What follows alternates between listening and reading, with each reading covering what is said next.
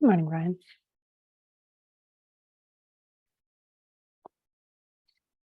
So good morning. My name is Megan Matheson. I'm the co-lead of the Canadian Marine Shipping Risk Forum and also the Director of Strategy and Innovation for Clear Seas Centre for Responsible Marine Shipping. And I'd like to thank you for joining us here at the second of the Salish Sea Transboundary Working Group meetings. And I'd like to start off by acknowledging that I'm joining you here today from the traditional lands of the Musqueam, Squamish, and Tsleil-Waututh nations, who have stewarded the lands and waters of the area and the Salish Sea since time immemorial.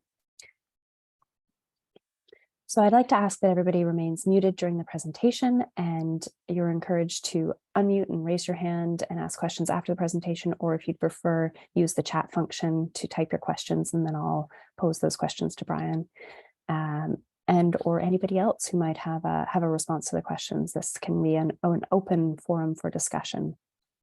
So this session is hosted by the Canadian Marine Shipping Risk Forum, and it's intended to be a place to share work that's both completed and underway, and as well as raise ideas and concerns, questions and issues about marine shipping risk in the Salish Sea region.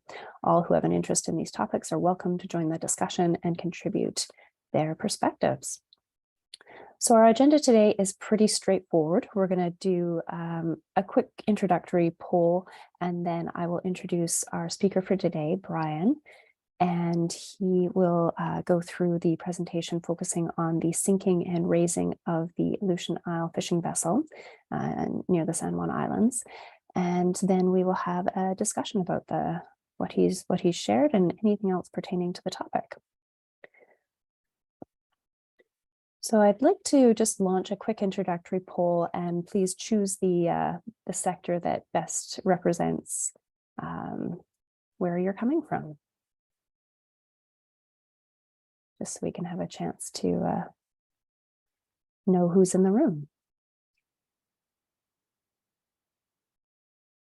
Okay, seeing about 60%, 70%. Give another moment here.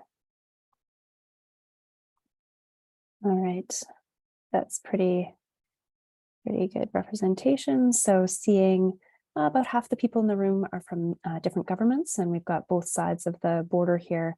And then got somebody from the maritime industry, some academics, some nonprofits, and a few people who identify as other. So that's great to see the diversity of perspectives here today.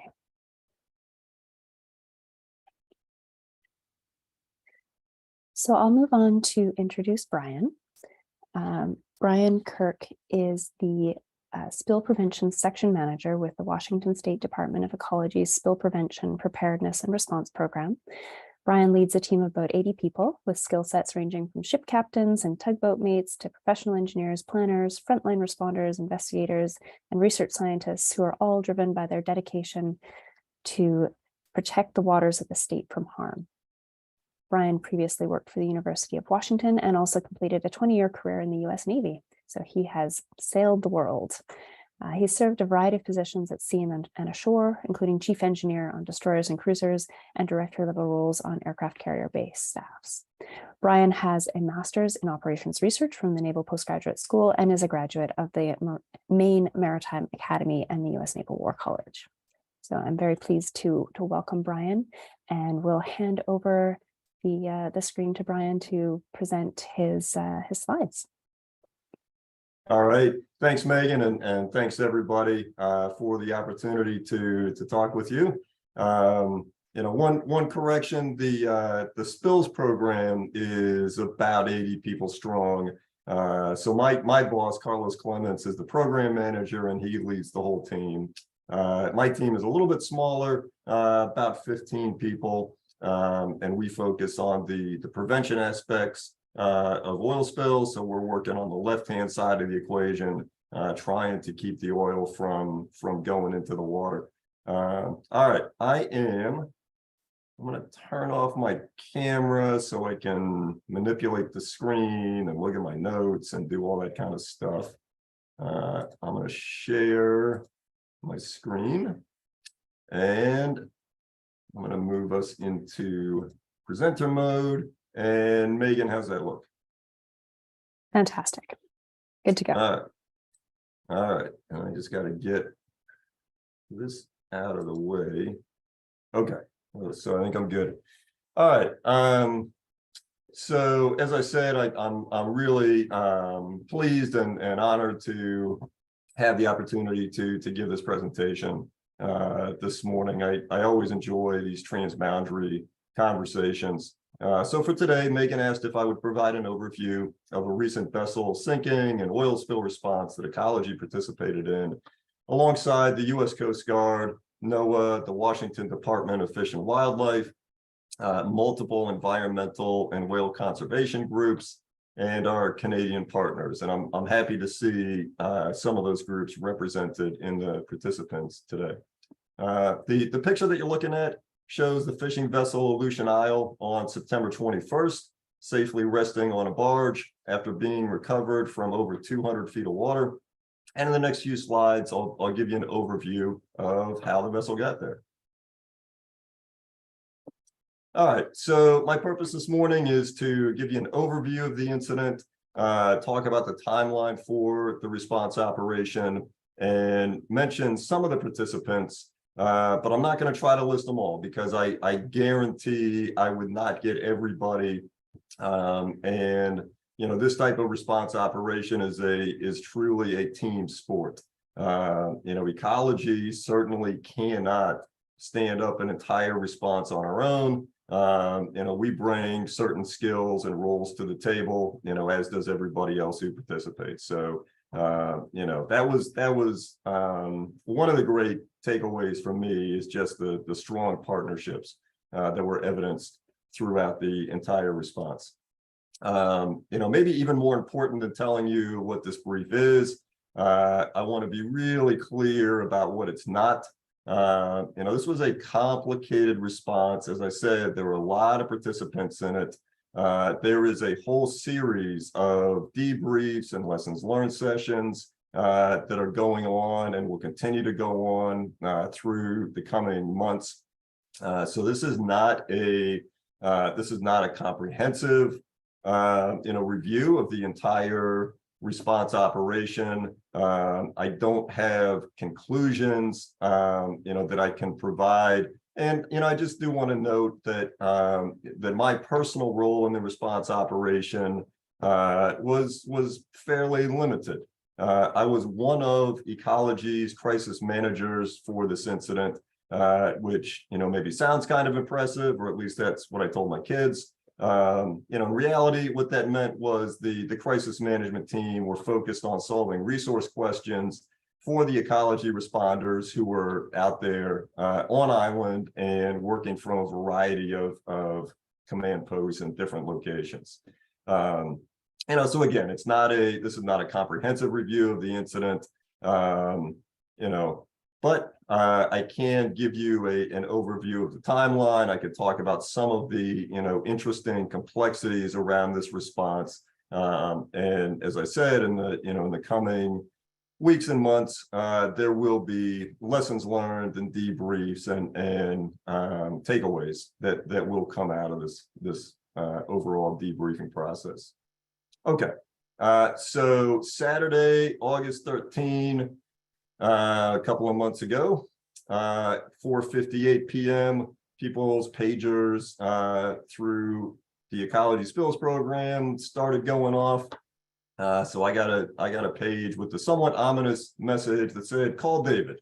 David is one of our lead responders for the Northwest Region Office. You know, so checked in with David and learned that the Aleutian Isle, which is a 49-foot fishing vessel, sank a couple hours earlier off the west coast of San Juan Island. Initially, the Coast Guard went into this as a search and rescue operation. Thankfully, everybody who was on board the boat was pretty quickly pulled out of the water by a Good Samaritan boat in the immediate area. So, you know, everybody got out of the water okay. As the vessel sank, diesel began escaping, and this transitioned into a spill response and vessel recovery operation. the U.S. Coast Guard, Ecology, San Juan County, the Swinomish tribe, and the vessel owners formed the Unified Command, and we stood up a full incident command structure for this response. If you're not familiar with the ICS system, it's a formal way of responding to incidents, whatever those incidents might be. It gives you a process, it gives you an organization, it is scalable. So, an ICS can be a state trooper on the scene of an accident, pulling in the local firefighters, or, it can be hundreds or thousands of people. So the overall response, for example, to the oil spill in the Gulf of Mexico, that was an ICS structure, with thousands of people. So we stood up an ICS structure. We knew from the vessel owners that they thought there was about 2,500 gallons of diesel on board, and the vessel initially went down in about 100 feet of water. So that's what we knew getting into the evening of August 13th. And the vessel would not stay in 100 feet of water, as we'll learn here in a couple of slides. So this is the location of the sinking. You'll notice this is very close to the shoreline, a couple of 100 yards off. You might think that would make the response operation easier. You would have pretty good access to the incident site. In reality, because of the depth of water and the slope of the seafloor where the vessel went down, being that close into shore, didn't help, other than maybe providing a little bit of a lee from winds and waves.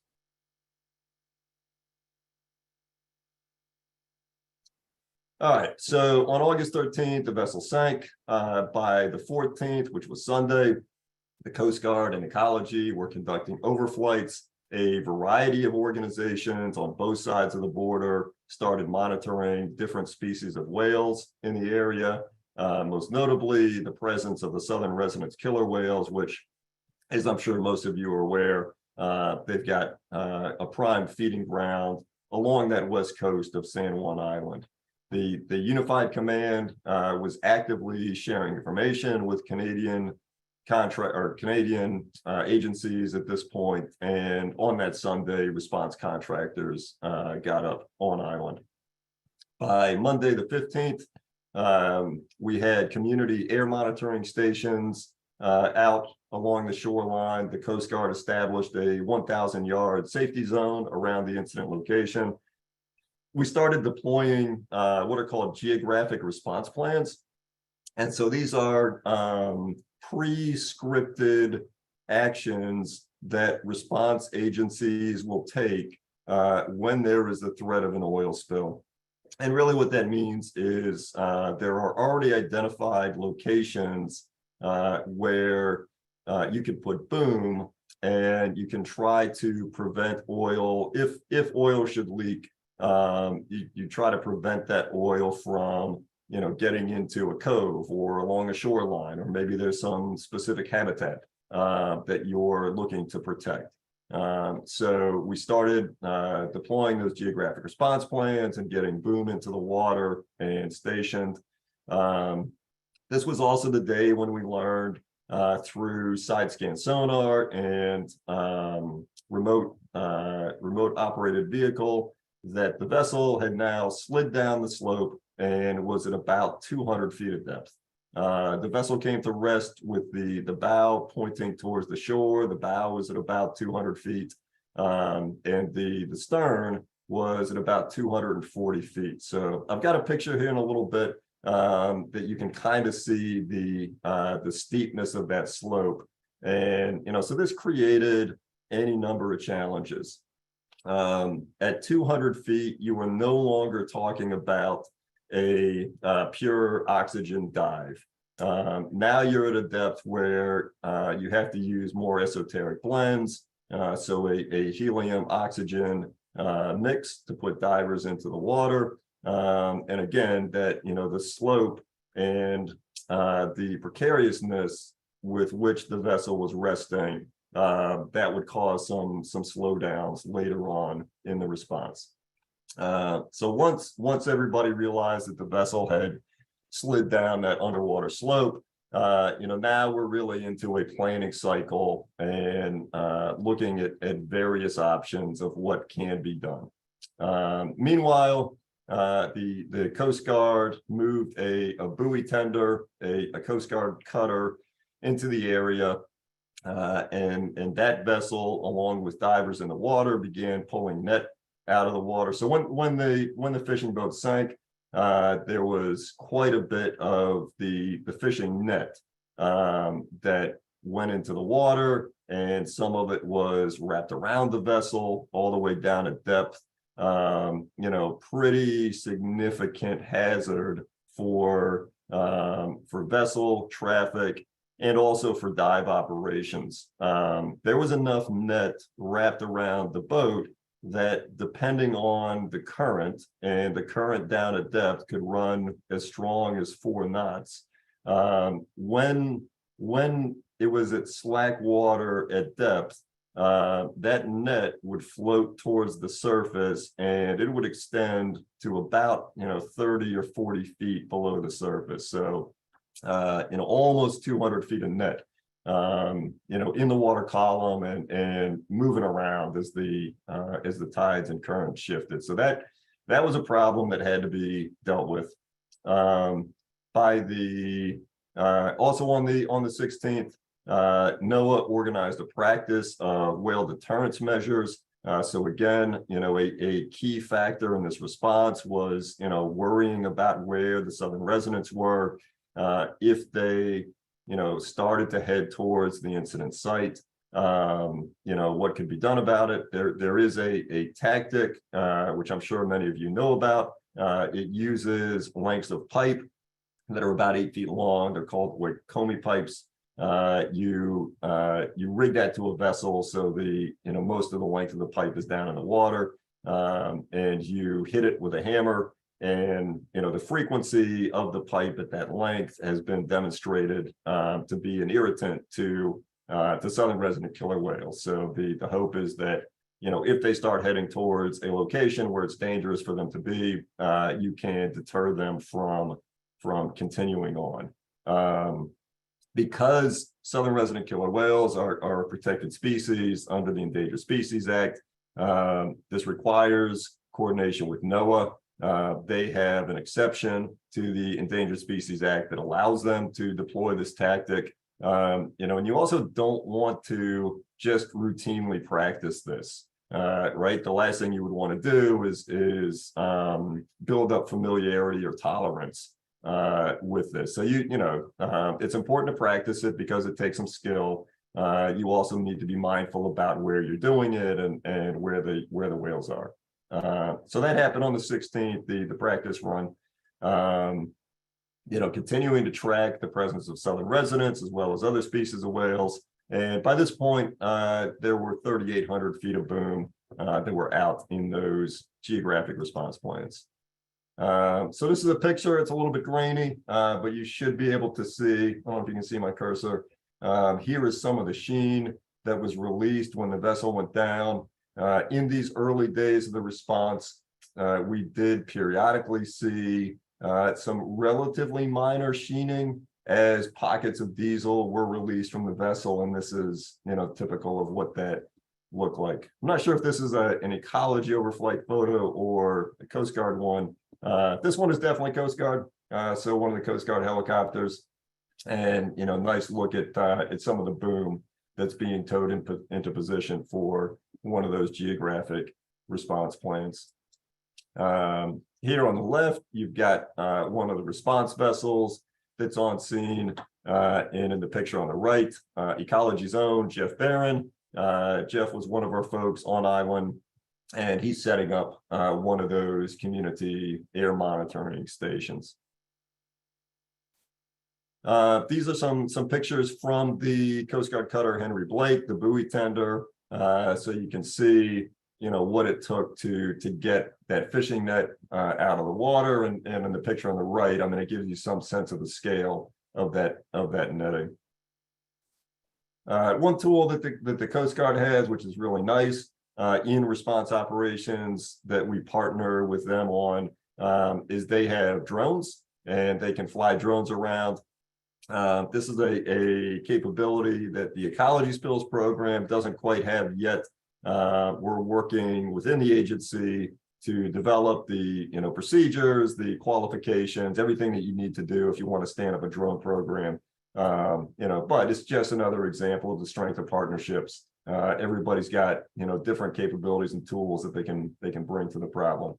And on the right, again, shows you some of the work involved getting those nets out of the water. Another activity that was going on throughout was something that we call SCAT. So this is shoreline cleanup assessment technique. And, it's a systematic way of investigating for the presence or absence of oil along a shoreline. So you can see here a multi-agency team heading down to the beach to do a SCAT assessment on that beach. There were a couple of places where the SCAT assessments found, a little bit of oil in the substrate, but not enough that it warranted responding and trying to excavate, for example, to get the oil out. In the picture on the right, you can see one of the geographic response plans in place. So there's a couple of layers of boom protecting this little cove. So again, at this point in the response, we're deep into the planning and considerations for what to do next with the vessel down at depth. The advantage of that, and it was frustrating, right? It was frustrating to not be able to move forward more quickly.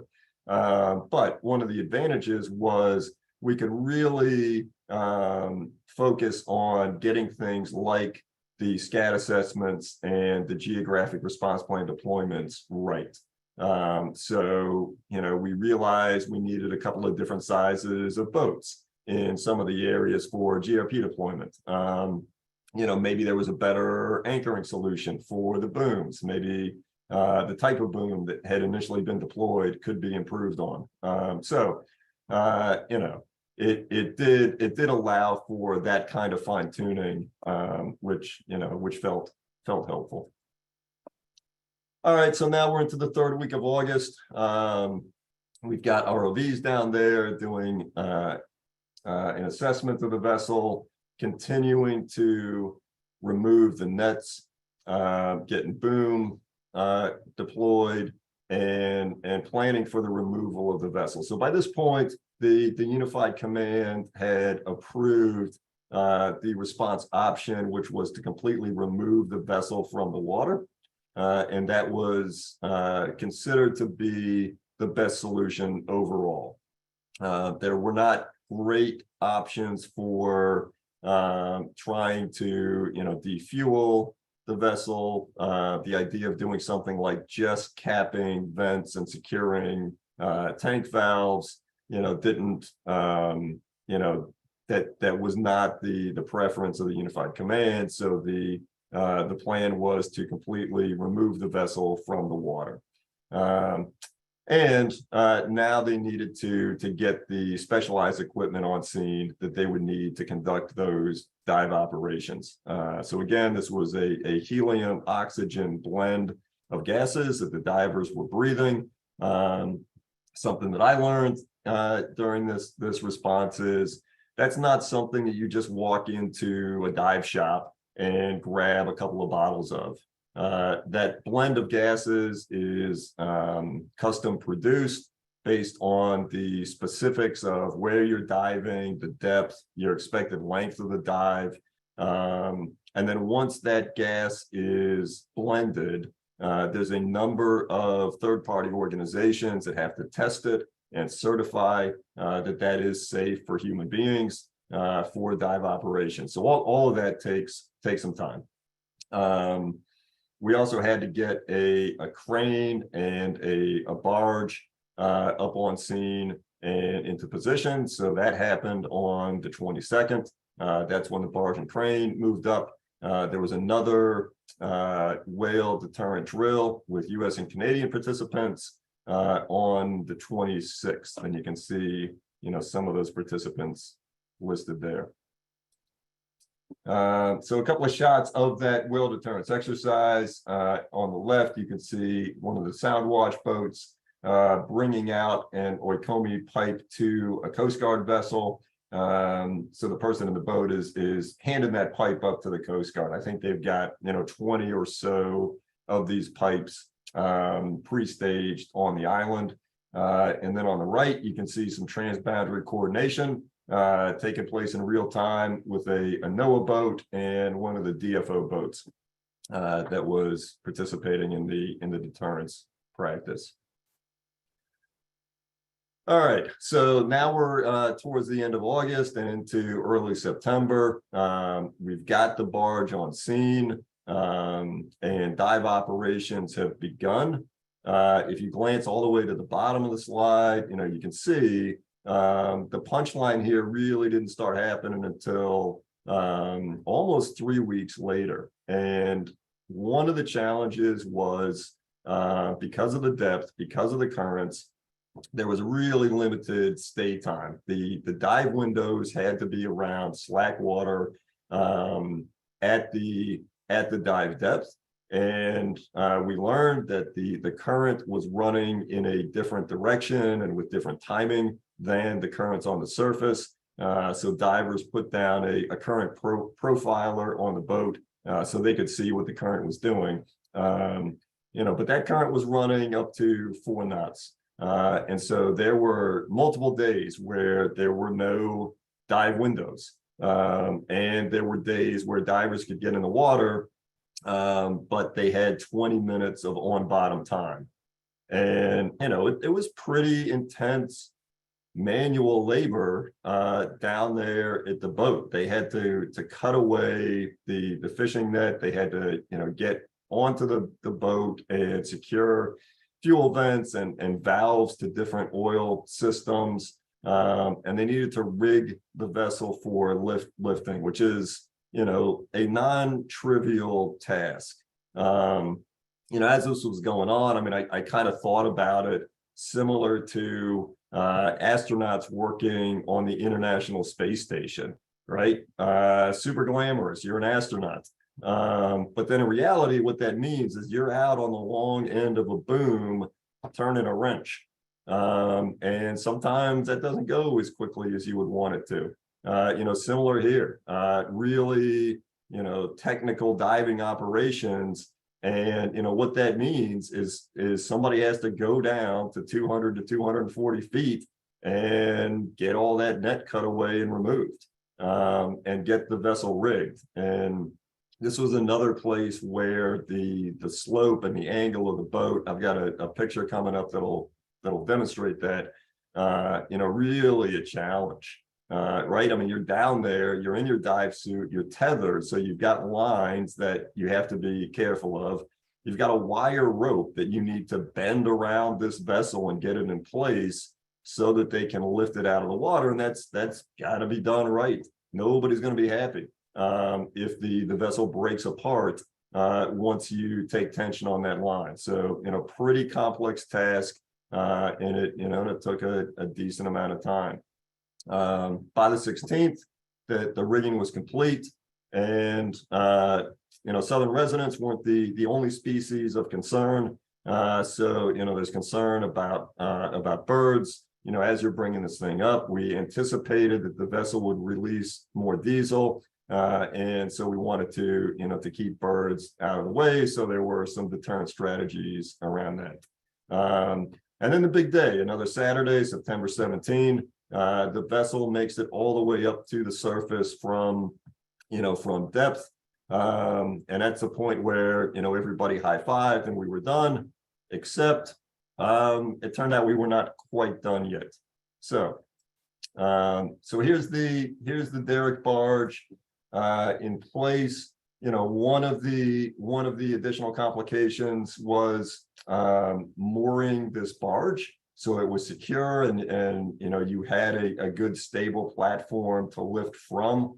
You can see in this picture, this is actually a spud barge, right? So the design is that these, no, I got to figure out how to go back.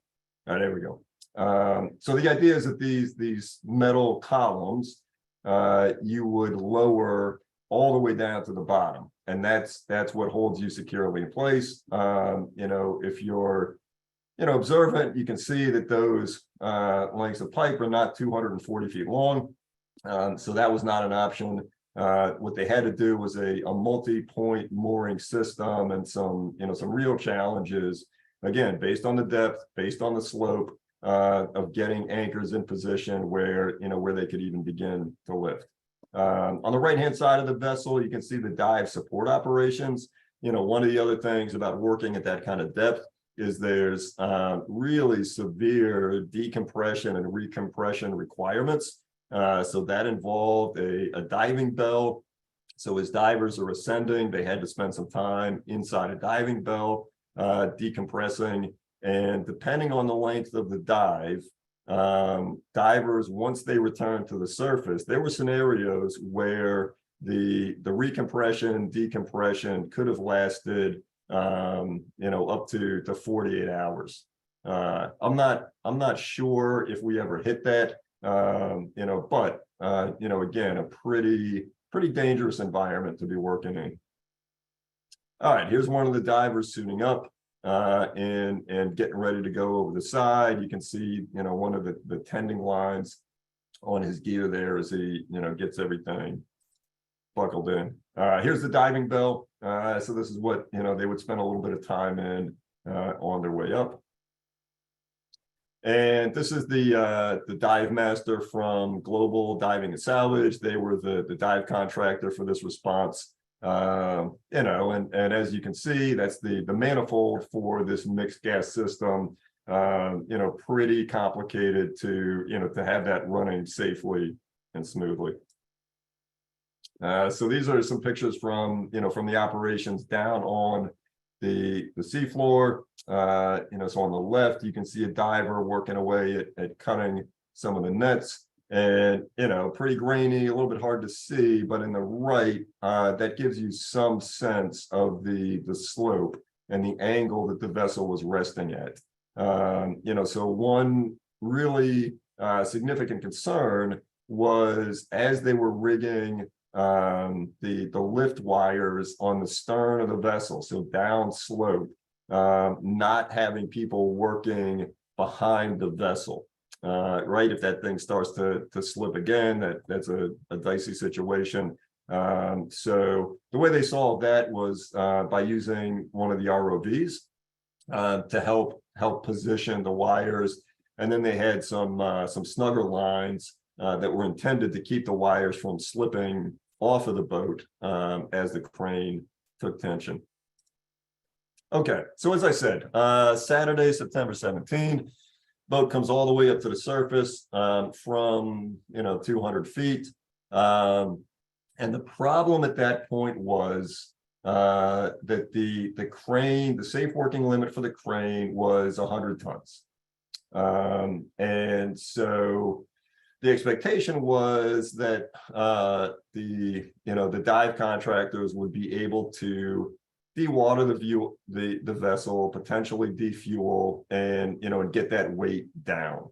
The way the vessel came to the surface, the way they had to do the rigging, I'll show you here in a second, but it was laying on its starboard side with the starboard rail still beneath the surface of the water. So there was not a way to effectively dewater the vessel. By trying to pump water out of the boat, you'd be essentially cycling the Salish Sea through the Aleutian Isle. So that wasn't going to work. We could not get below 100 tons to get the boat all the way out of the water. So the next plan was securing the boat to the side of the barge and moving that whole package with a tug to the mouth of Mitchell Bay. So Mitchell Bay, now you're in a protected location. you're in about 30 to 40 feet of water. You can rig boom around the vessel. You can use the spuds on the derrick barge to have a really secure lifting platform. So a lot of advantages to, to having the vessel moved out of that deeper water. So that's what they did. They moved the barge and the vessel to the mouth of Mitchell Bay, got fuel off, and then on the 21st, they re-rigged the vessels. This was pretty interesting. By re-rigging, what I mean is they lowered the vessel all the way back down to the bottom. All right, so now you're only in 30 or 40 feet, but took it all the way back down to the bottom, took off the lifting wires, and re-rigged it so it was in a little bit better configuration to get the boat out of the water. And that happened on September 22nd. The vessel was, I'm sorry, on the 21st, the vessel was lifted clear of the water. It was placed onto a barge. By the 22nd, Unified Command made the determination that it was no longer a threat to the environment, and stood down the recovery phase of the operation. The responders, the wildlife teams, and the shoreline assessment teams, they continued on. There was some diesel that was released during the lift as anticipated. And so people, continued the response effort for about another week, just to make sure that, oil was not coming ashore, there weren't wildlife impacts, and they could complete that shoreline assessment. The last folks from the response operation off the island were the shoreline assessment team, and they headed back on September 29th. All right, so here's the vessel on the surface, that initial, raising it from 200 feet. One thing of note, if, again, I don't know if you can see my cursor, but that's a human being standing on the side of the vessel. So that's one of the response contractors. So when we say dewatering, that's what the dewatering operation took, trying to get a pump on there and see what they could get off of the vessel. When they moved the boat, they repositioned community air monitoring. And so, here again is Jeff Barron talking with members of the community about that community air monitoring. They did not have any detects indicating an airborne hazard. And I do feel a little bit bad. Jeff is getting a lot of screen time here. There were, on any given day, 20 to 30 ecology folks involved in the response, dozens and dozens of people, but I don't know, I guess Jeff is maybe photogenic because we got some good pictures of Jeff. Here is that sheen, as I mentioned, so it's still, in that original location, bringing the vessel up, and you can see that diesel sheen on the water. The picture on the right is some booming and trying to recover, what they can. The sheen was largely unrecoverable. There just wasn't much, diesel, as many it spreads out very thin on the surface of the water, and there was not a lot that they ended up being able to recover. These pictures, by the way, are from Transport Canada. So they were flying their Dash 8, the National Air Surveillance Program aircraft for this area, and that was a great part of this response, was having that participation from Transport Canada in the Dash 8. Here's another ecology person. So this is Dave Byers. He is our response section manager. He was the state on-seat coordinator, so he was Ecology's representative in the Unified Command. But Dave cannot resist getting out there and getting his hands wet. So here he is, out there during that sheening and response operation, and looking to see. He's got an absorbent pad in his hand, and he's just trying to make a determination of what they might be able to pick up. On the right is another couple of the response boats. This is showing moving the package to Mitchell Bay, so you can see Aleutian Isle secured to the port side of the barge there. And then once the vessel was in Mitchell Bay, you can see the boom around it and all of these totes on the deck of the barge. That's what they were defueling into. So before they lowered it back down, pulling all of the diesel and oil that they could off of the boat. Here it is, the boat out of the water. And moving it over to set it down on the barge. And that's where it came to rest. So on this barge, you can see that precautions were taken to keep any oil from leaking out of that barge and into the water. So that was the end of the response operation. The vessel was then transported to Seattle. And there are ongoing investigations, both from the Coast Guard side and Ecology side, into the cause of the incident, why the vessel sank. And we don't know that yet. As I said, those investigations are ongoing. So just kind of wrapping up, and I did want to highlight again some of the transboundary coordination. So Transport Canada flying those national air surveillance flights, Canadian Coast Guard participating with whale monitoring, and there was daily environmental calls between the Canadian Incident Management Organization and the ICS structure for the response. Really great coordination. Department of Fisheries and Oceans taking place in the whale deterrence operations, and then NAV Canada. So they filed the notice to airmen to create a diversion zone around the incident to keep air traffic out of there. And the reason for that was flight safety, with overflight operations going on, and also the drone operations. All right, so that is everything I can tell you about the Aleutian Isle. So I will, I guess I'll leave this up, and I'll get out of, maybe I can't leave it up. All right, I'll take it down.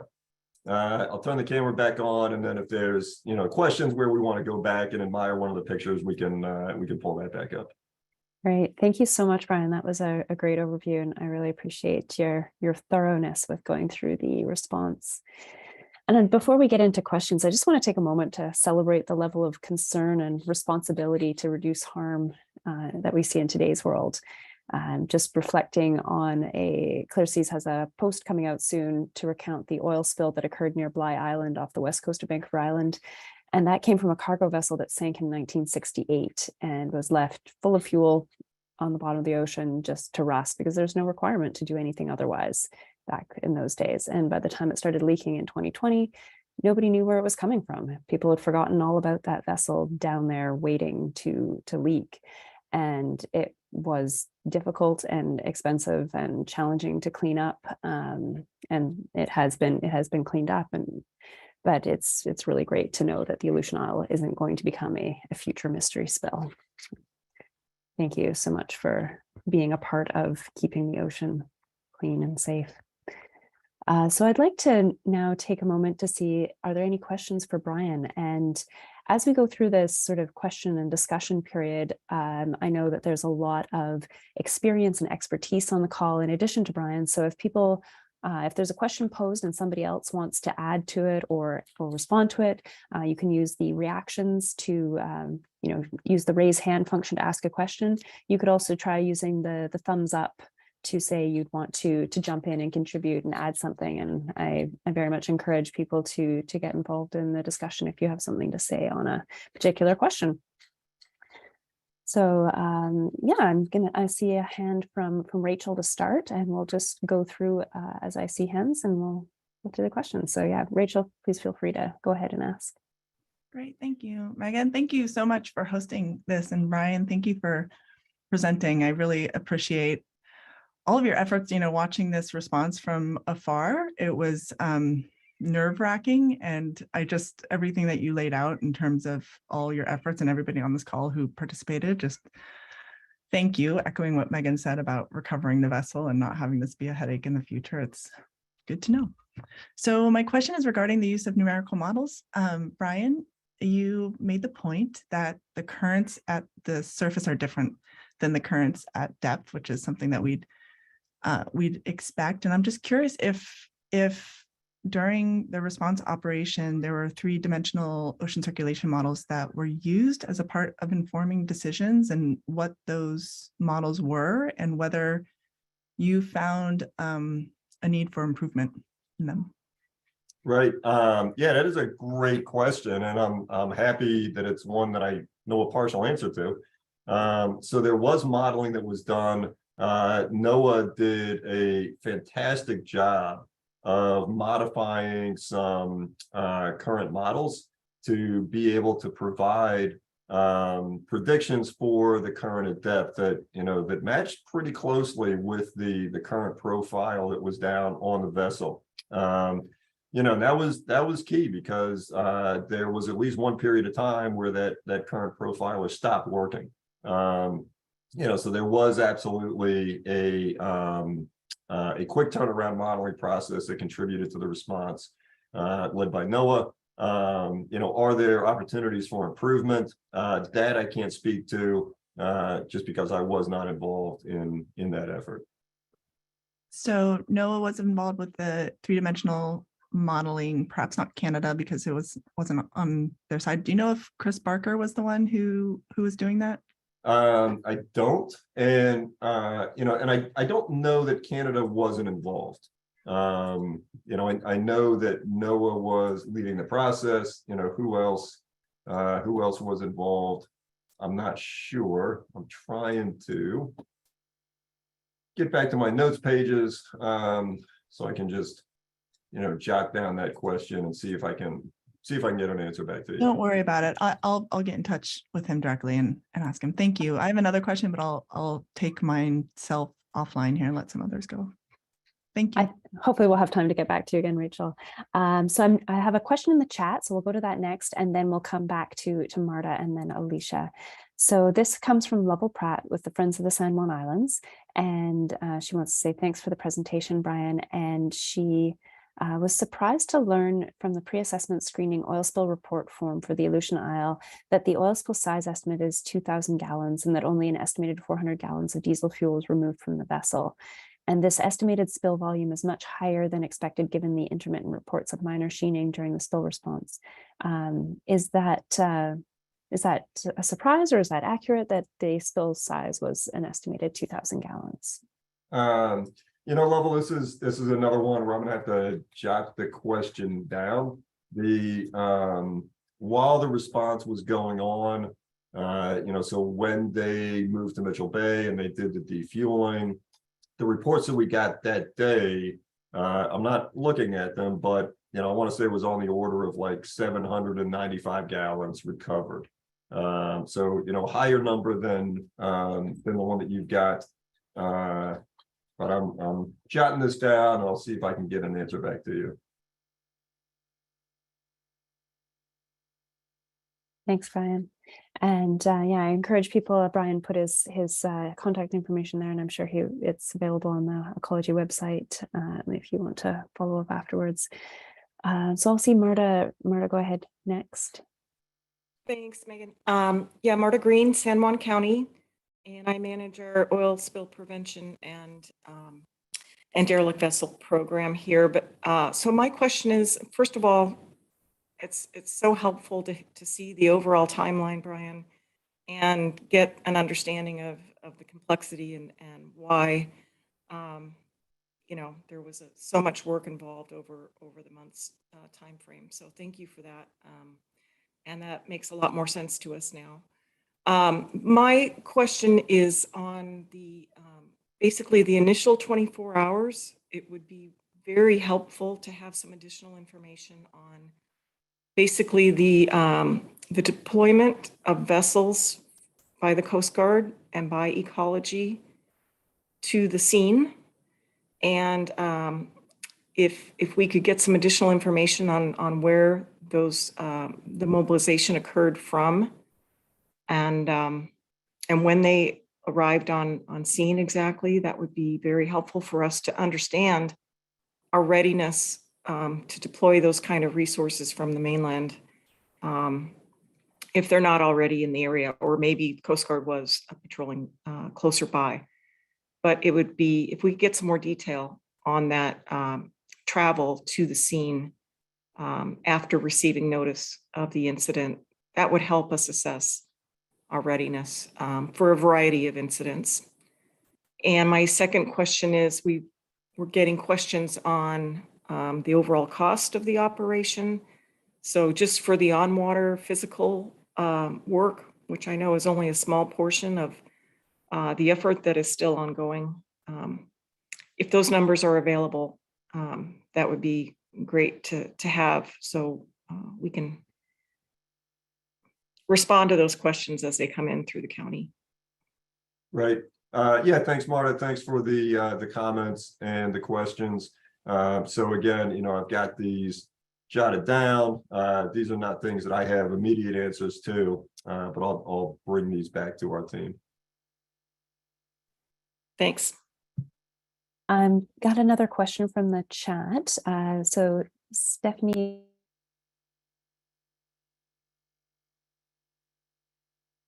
Sorry, guys, I was muted there.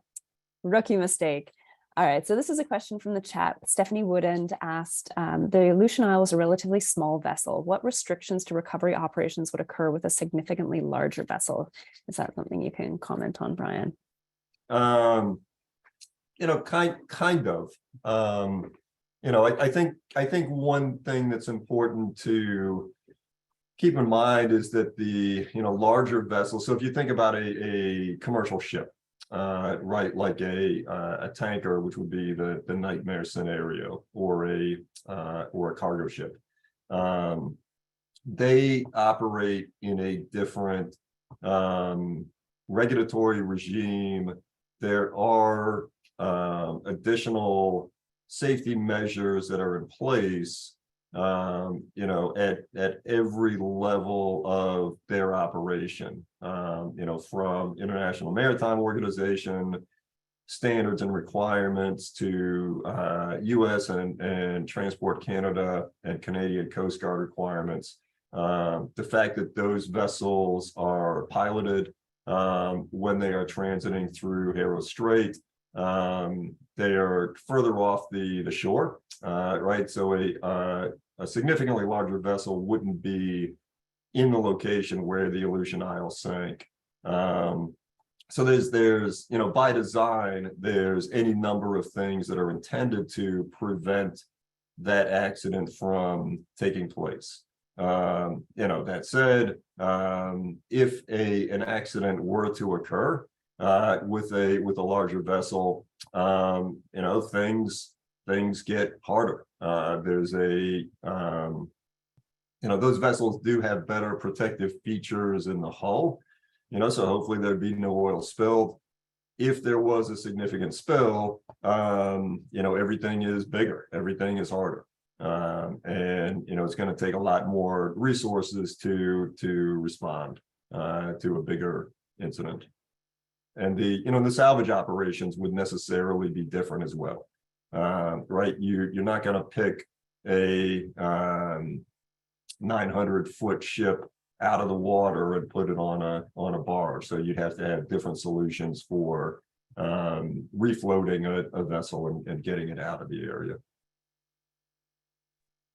Yeah, and I'll just jump in to add the example that I mentioned earlier with Bly Island. There was no way to recover the vessel from where it had sunk. They defueled it using remotely operated vehicles, and that was necessary because it just wasn't possible to bring it up off the floor. All right, now seeing Stephen Peck's hand. Go ahead. Nope, Stephen, I'm not hearing you. Looking for the unmute.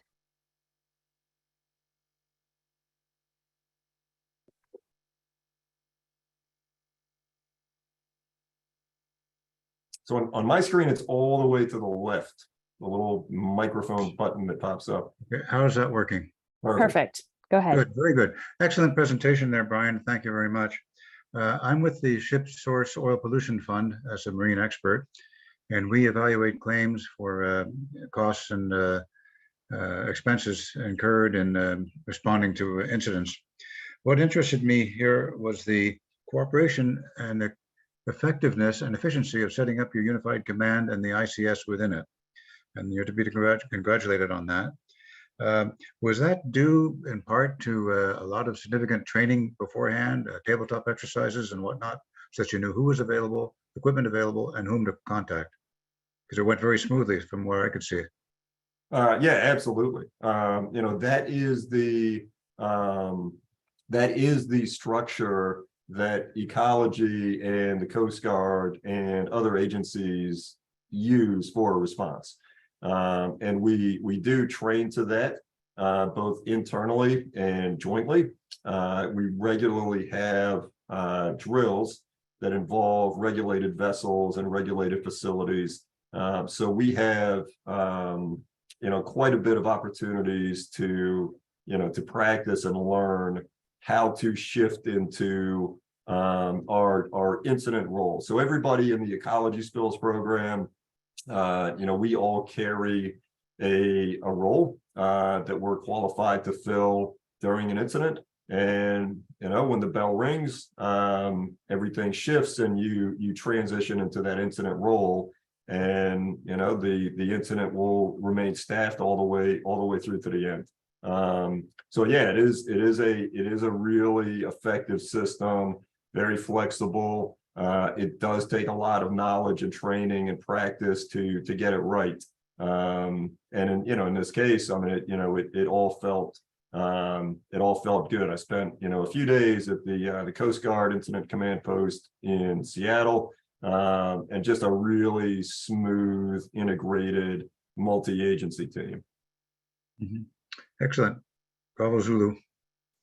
And before we go to Rachel's next question, I wanted to follow up on that one to ask Brian, based on this incident, where do you see the strengths and challenges of responding to a near transboundary oil spill? Is there anything that surprised you in this response effort, either that was easier or harder than anticipated when doing the planning efforts?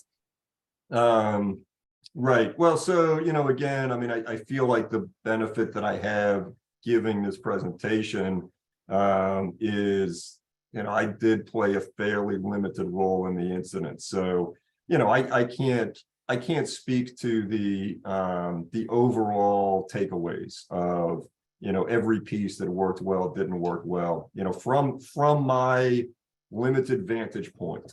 I was very happy to see that we did have Canadian agencies jump in and participate. There was a free flow of information with Transboundary partners.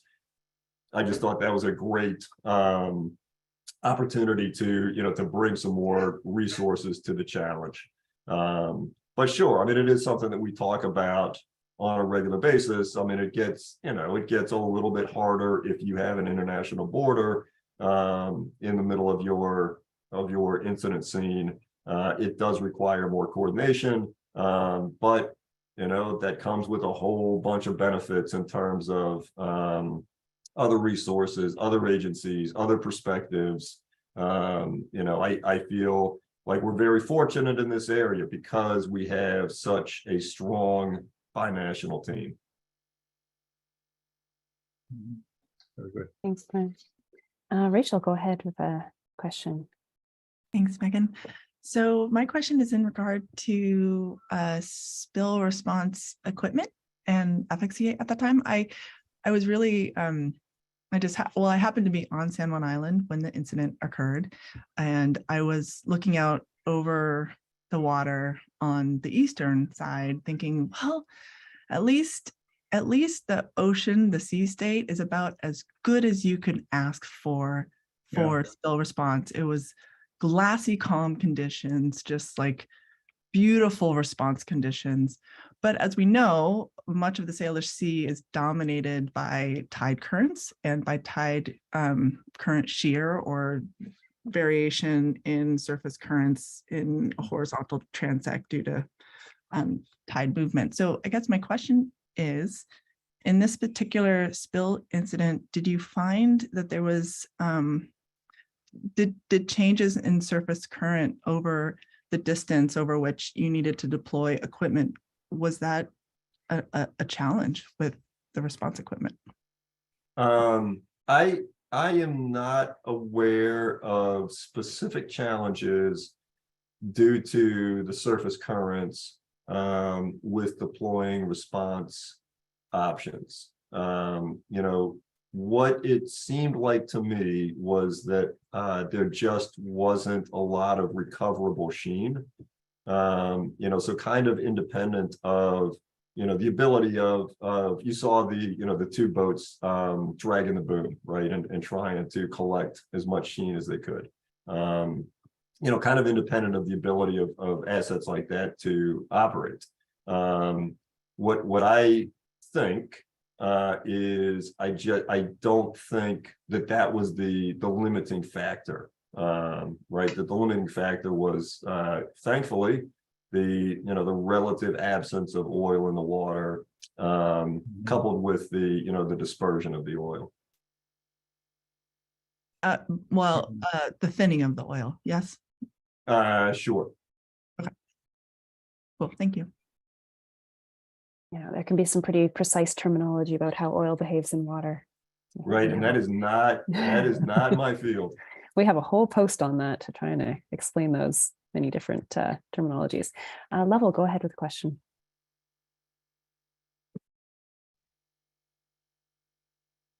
Hey, thank you, Megan. And thank you again, Brian, for your great presentation. And I look forward to learning more about the estimated spill volume. But I also, just following up on Rachel's question, I'm interested to know, based on lessons learned, if you see any specific things that can be done to be better prepared for the next oil spill in the San Juan Islands, specifically in terms of having more response resources, including wildlife response and whale deterrence response resources required to be located in San Juan County, or any other lessons learned you could share with the group in terms of improving our preparedness for the next spill. Thank you. Right. Yeah, thanks, Lovell. And as I mentioned, the internal ecology debrief and lessons learned session is coming up next week. So we haven't had that conversation. After the ecology internal debrief, there's a whole series of workshops that's going to take place through the mechanism of the CAN US PAC planning structure. So those workshops are all scheduled. We're participating in them. We're obviously talking with staff at San Juan County. San Juan County, of course, will be participating as one of the unified commanders in those sessions. So I mean, these are all topics that are going to have very active discussion. But that conversation has not happened yet. And Brian, just to follow up, will those discussions be open to members of the public, members of environmental groups, that kind of? I have heard that there are plans for a session which I believe is going to be facilitated by the San Juan County MRC. That will have a public input process, and I want to say, so I do know that some of the meetings do have they are public meetings, and I want to say that includes some of the CAN US PAC discussions, but not 100% sure on that. I do know that at least one of these sessions is being set up as a public meeting with public comment opportunity, and that separately there is discussion of San Juan County MRC facilitating a community discussion. Okay, I'm on the San Juan County MRC. That's news to me, but anyways, that's good. And please do send me any information with options to attend these meetings. I'm very interested. Thank you. I will. Great. Are there any other questions for Brian? I wanted to follow up briefly on something you mentioned earlier, Brian, when you were talking about the sort of transboundary partnership and the involvement of some of the Canadian partners. And I know that these strong partnerships, they're definitely things that's built over time. What would you say are some of the contributing factors to developing these partnerships before an oil spill happens, so that you can quickly rely on swinging into action when it does happen?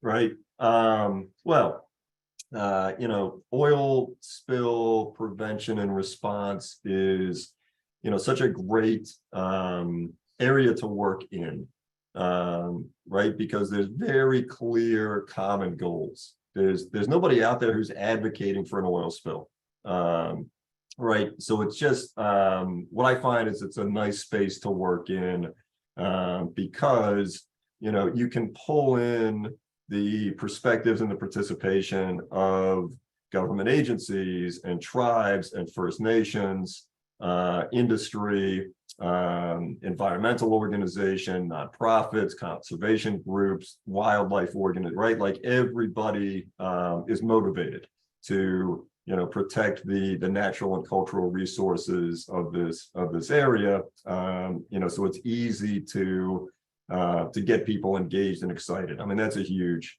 strength.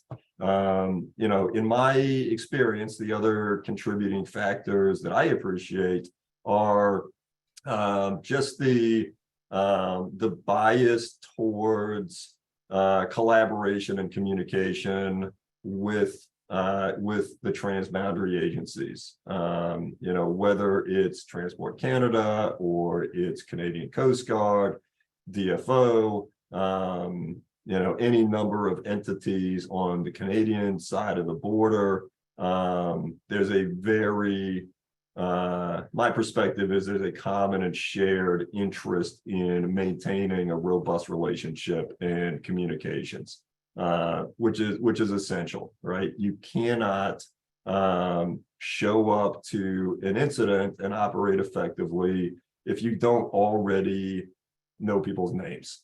You know, if you don't know how people are able to communicate and share information, if you're not aware of resources that a partner might have that you don't have, you know, really difficult to quickly bring all of those things to bear on the incident. So, you know, common interest, a common bias towards collaboration and communication, and you know, just routine sharing of information, you know, day to day, that allows us to, you know, to snap into a response operation as seamlessly as I think is possible. Thanks, Brian. Do we have any other questions for Brian today on the Aleutian Isle? Or does anybody else on the call have anything that they'd like to share about their perspective on this spill or similar transboundary preparedness? The floor is open. We have a few more minutes. Yeah, go ahead, Stephen. Thank you. Did you have good cooperation with the First Nations people to express their concerns and have them actively participate in the response by contributing in some way? You know, I know that there were conversations with First Nations. Very early in the response, the decision was taken that all of those communications would be through the Canadian agencies. You know, so I know that the communications happened, that the details and what concerns they might have brought up, I don't have visibility on. Okay, very good. Thank you.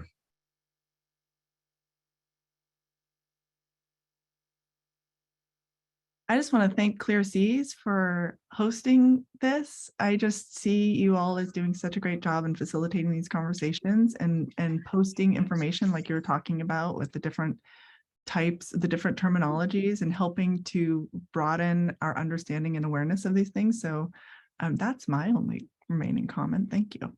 Thank you, Rachel. It's a pleasure, and it's great that so many people are interested in these conversations as well.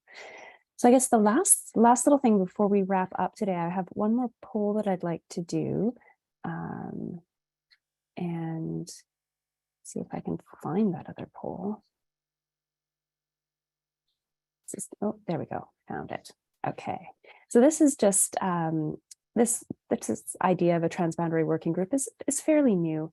And so I'd like to ask you to comment on what you see as the most important role of this working group. What should we be trying to do with it? And so far, I've been trying to share current research or other things related to shipping risk, but there's also the option of discussing approaches to mitigating shipping risk, connecting with others working in the Salish Sea on these topics, connecting with others working on broader Salish Sea issues, so not necessarily shipping, but anything that can happen or affect the Salish Sea, or maybe something else entirely. And feel free to put your suggestions and comments in the chat, either for everyone or just for me if you prefer. I'm eager to know what people would like to get out of this kind of session. And also, if you have any suggestions or recommendations for future speakers or future topics, I will note that I'm talking to the Ship Source Oil Pollution Fund about doing potentially a session talking about transboundary spill response compensation, and also talking to others who are working on decarbonization to talk about the impacts of various decarbonization efforts for the Salish Sea, thinking about how to make shipping greener, what resources and future plans are available, and where that's going. So talking to the Vancouver Maritime Centre for Climate and the Clean Ports Coalition. So I'll end the poll there. And it looks like we've got a pretty even split about sharing research and discussing approaches, and a little bit for connecting on Salish Sea issues. So thank you. That's helpful for me to know. And yeah, if you think of topics later, please feel free to connect with me. And then I would be glad to think about what we can do to have a conversation on those topics that people want to learn more about. So thank you all very much for participating today, and thank you very much, Brian. We really appreciate your knowledge and great photos. It really helped to understand how this incident unfolded and all of the many people involved in responding so quickly to it. And I look forward to further lessons learned and ways to improve going forward. And I hope everyone has a great rest of your day and enjoy the coming weekend. We've got gorgeous weather here in my part of the Salish Sea area. So I'm looking forward to a little bit more of that. Very good. Thank you, Megan, and thanks everybody for your participation. It was really fun. Thank you all. Thank you, everyone. I'm out of here. Thanks, everybody.